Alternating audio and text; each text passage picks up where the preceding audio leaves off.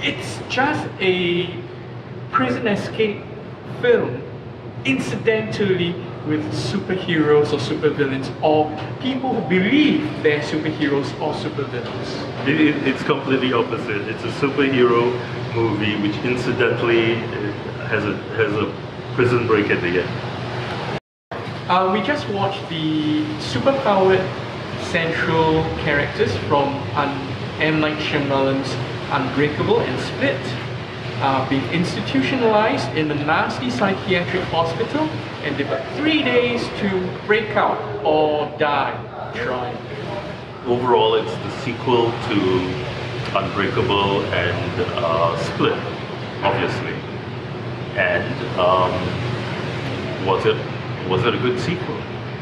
Glass is what I call a prison break or hospital break movie, except it has these 3 superheroes or supervillains. It's not about the prison break.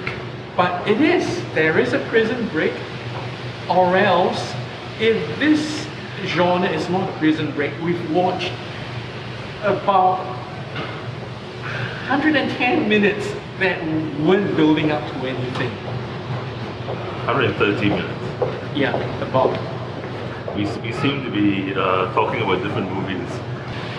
Unbreakable was about superheroes, about superpowers, and about people believing or not believing it. And that's what Glass was about too. Right. Whereas Split was more of a serial killer, kidnapper story that incidentally at the end was revealed that, oh, we might be looking at a superhero universe. Yeah. Okay, some background first, I guess. I would put Unbreakable in my top 4 superhero movies. The others would be Kick-Ass, Hancock, and Chronicle. The thing about all these 4 movies is that I believe they came up with a very interesting premise and a very interesting but very simple question which they developed very well, right? What were the questions? Okay, Chronicle maybe not so much, but okay, Unbreakable is, what if a superhero didn't know that he was a superhero? And that he basically lives in our normal universe. Hancock was what if a superhero didn't want to be a superhero? But was secretly a vampire without him knowing it. Kick-Ass is actually the most interesting one.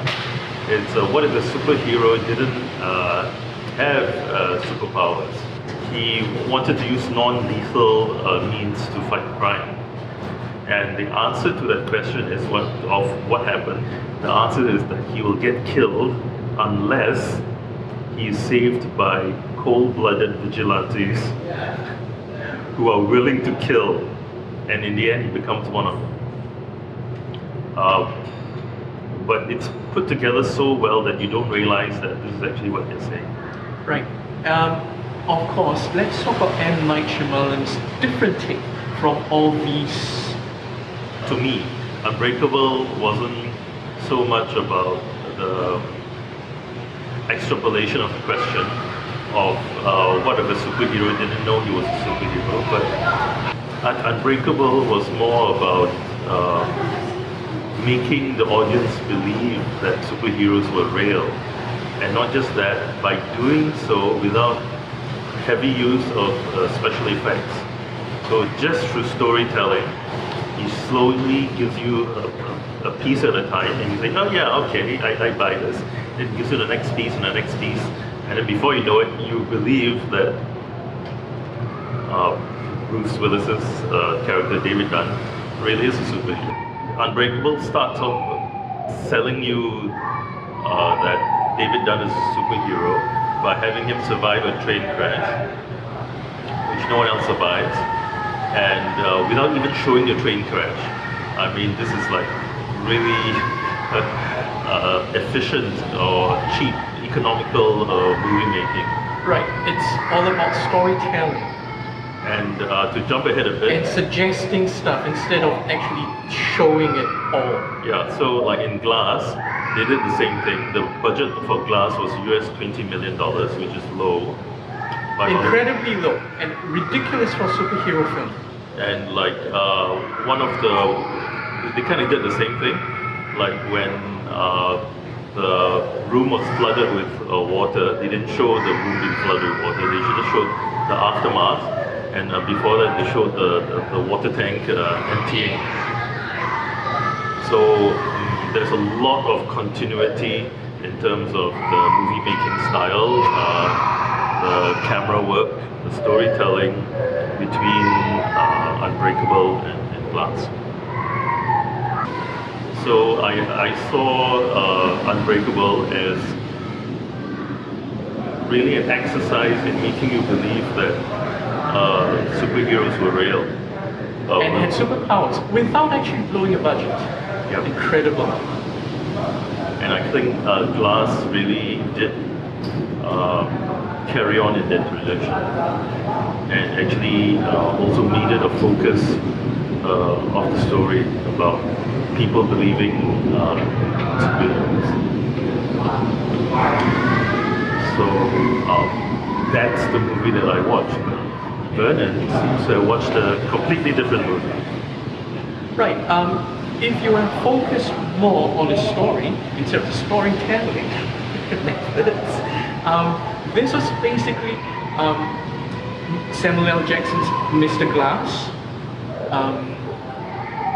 Bruce Willis's Dunn, and James McAvoy's Beast and his multiple identities, all institutionalized and recently captured and institutionalized in a psychiatric establishment that will either cure them or lobotomize them,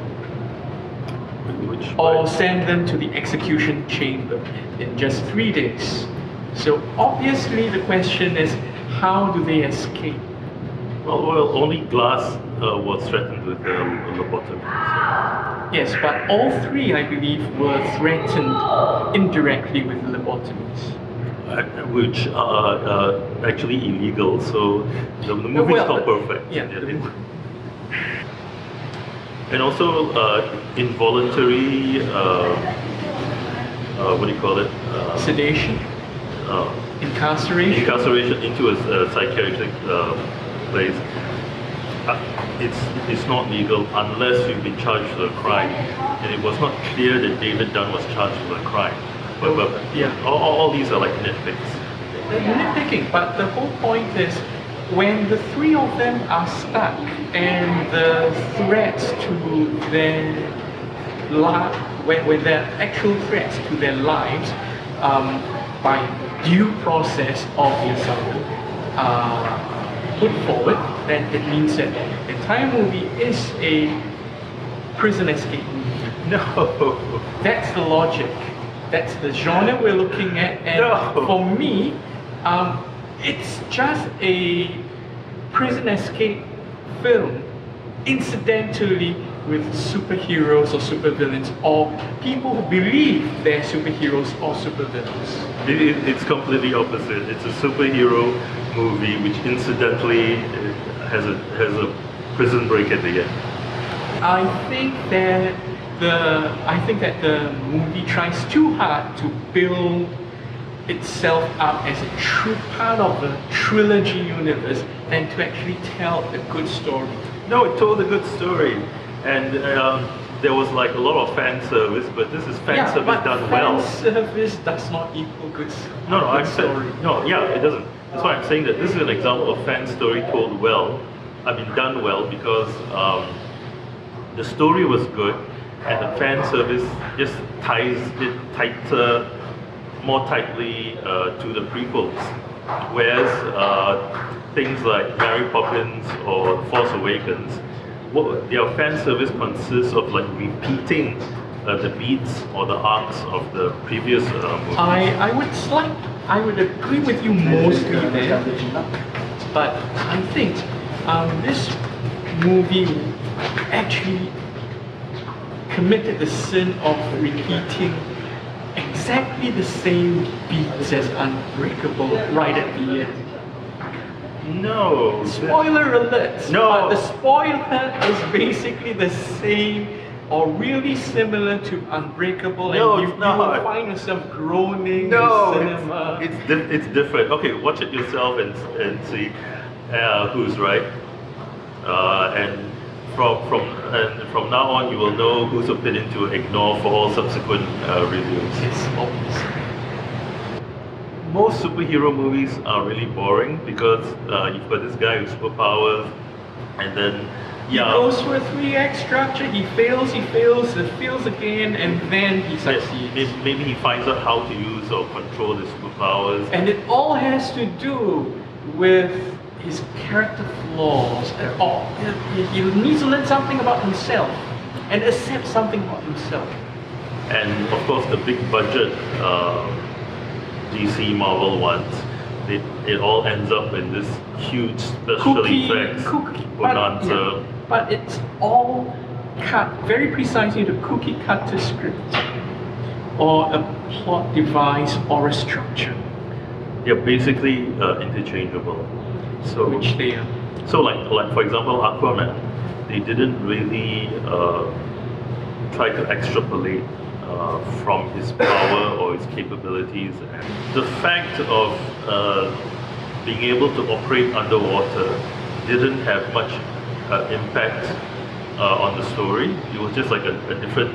Atlantis was just like a different exotic location. It could just have been Valhalla. Or Asgard, actually. Asgard. It's Okay. Asgard. So the thing about like my top 4 superhero movies is that it's extrapolation. They take a premise which is very clearly defined, and then they extrapolate it in a very detailed, a very honest, very creative way. And I feel they did the same thing in Glass. Right? The characters really behaved very believably, and the events unfolded also in unexpected ways, but were consistent with the characters. And the ending, especially, even given Shyamalan's reputation for twists, Really bad twists, may I add. Twists that will make you groan in the cinema, and I bet you may agree with me that you actually groan in the cinema watching the twist in this one. But the thing about Shyamalan is that even though he's known for twists, his movies work even without the twist ending. That's how good his storytelling is. And I think Glass is the same. The twist is like the cherry on top.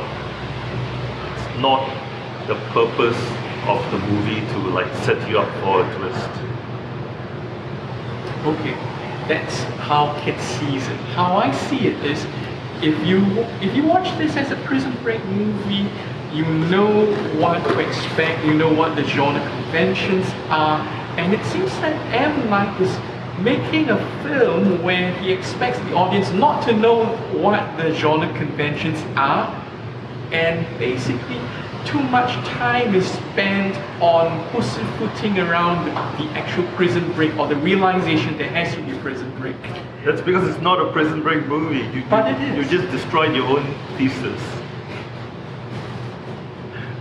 No, it's a matter of M. Night Shyamalan being wrong genre savvy. He really thinks this is a superhero movie. It is. It's not a superhero movie. It's a Prison Break movie with superhero protagonists in it. Okay, and just to, as a small break now, just to mention that Spencer Treat Clark, who played David Dunn's son in Unbreakable, he's back here playing the same role, so that's a nice touch. The other nice touch is that M. Night Shyamalan also returns as the same character he played in Unbreakable. And he does so very early in the movie, which Hitchcock actually did, because he realized that people were distracted trying to look out for his cameos. So towards the end, he made sure that his cameo was early in the movie, so that people wouldn't be so distracted.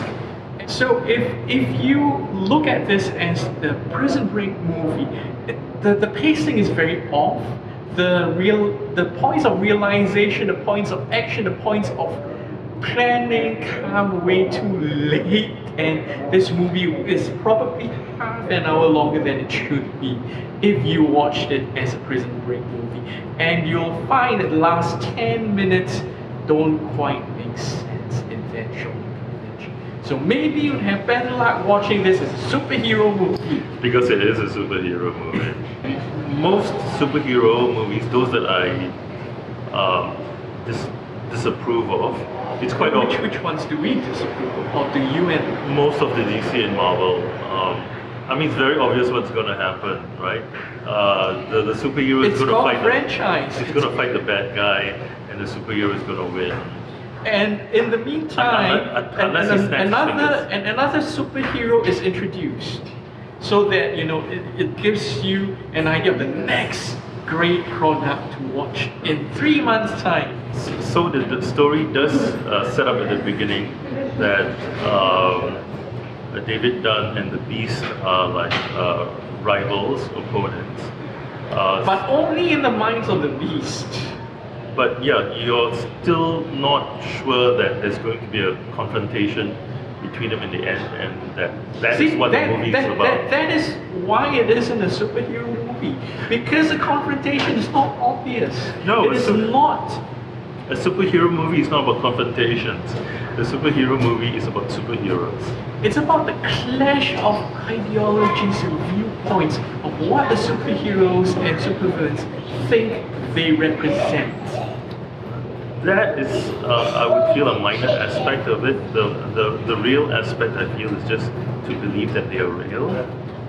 For any movie, the main thing is the believability. You want to feel that it's real. Yeah, so for any movie, whether superhero or not, the main thing is that you want to be transported into the world. You want to believe that it's real. And I think that's what Shyamalan does very well, not just for Unbreakable, but also for like The Village.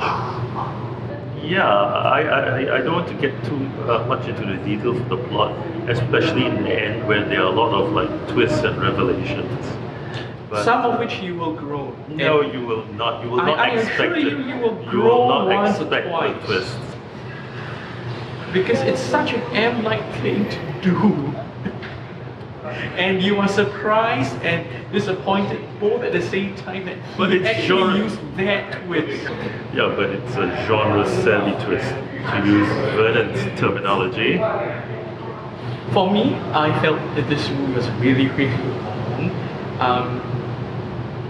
But I do admit that M. Night is the master of low-budget filmmaking, which all filmmaking should aspire to.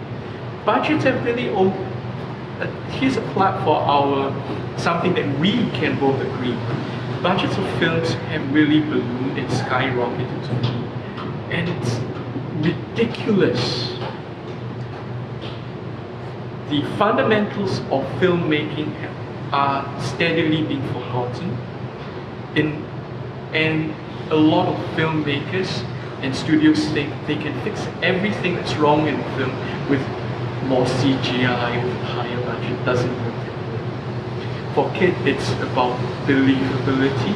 It's about great storytelling. For me, it's about understanding genres, which Okay, there's this screenwriting guru called John Truby,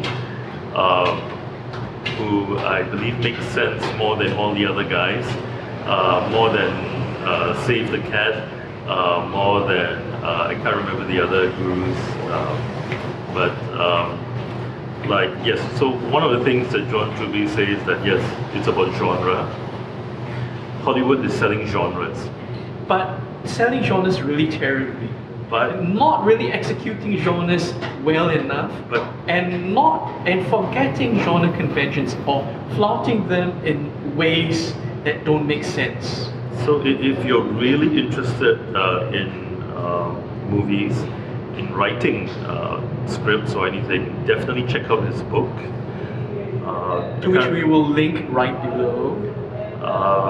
But the thing is, he goes beyond genres. He's saying that to have a successful story, now you need to mix 2 or 3 genres.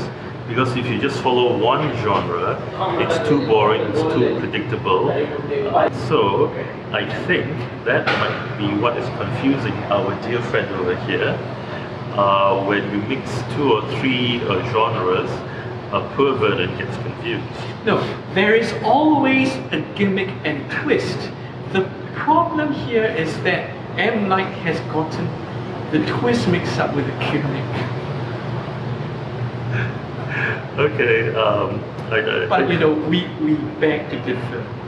And we agree to disagree. But for me, I feel that